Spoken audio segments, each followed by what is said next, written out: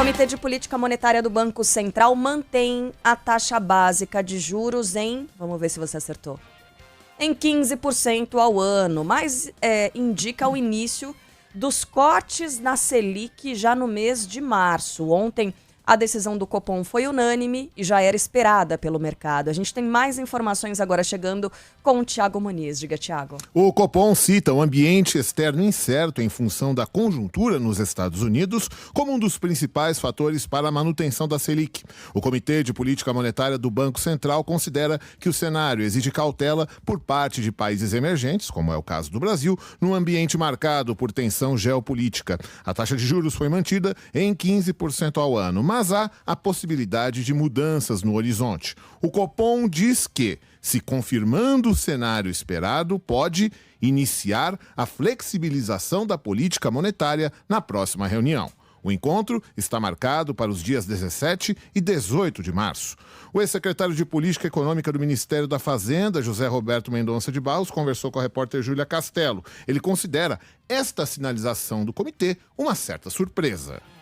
Ela apresentou uma certa surpresa, positiva no caso, que é deixar claro que haverá o início da redução de juros na reunião de março.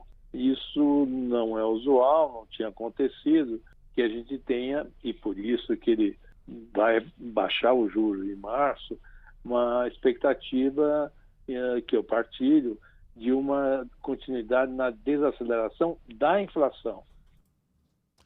Para José Roberto Mendonça de Barros, o corte esperado em março, com essa desaceleração da inflação que ele citou, deve ser de 0,5 ponto percentual. Ainda assim, o economista destaca os fatores de cautela apontados pelo Copom no comunicado. Entre eles estão as projeções de inflação ainda elevadas, a resiliência da atividade econômica e as pressões no mercado de trabalho. E como já dissemos, além do cenário interno, o comunicado do Copom também menciona as instabilidades geopolíticas no cenário internacional. O ex-diretor do Banco Central, Luiz Eduardo Assis, considera que a política do governo Trump nos Estados Unidos contribuiu para a manutenção da taxa de juros por lá. A decisão do Federal Reserve, também anunciada nesta quarta-feira, interrompeu um ciclo de 3 cortes consecutivos nos juros. Ainda assim, Luiz Eduardo Assis afirma que a manutenção da taxa norte-americana não deve impedir cortes de juros no Brasil ainda no primeiro semestre deste ano.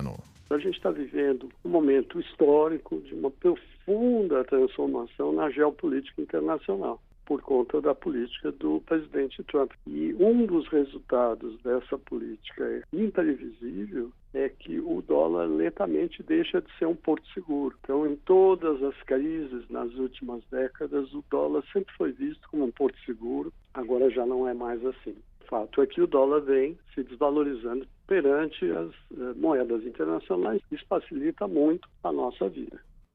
Diferentemente do Brasil, a decisão do Banco Central dos Estados Unidos, o Federal Reserve, não foi unânime. Os juros no país norte-americano foram fixados na faixa entre 3,5% e 3,75% ao ano.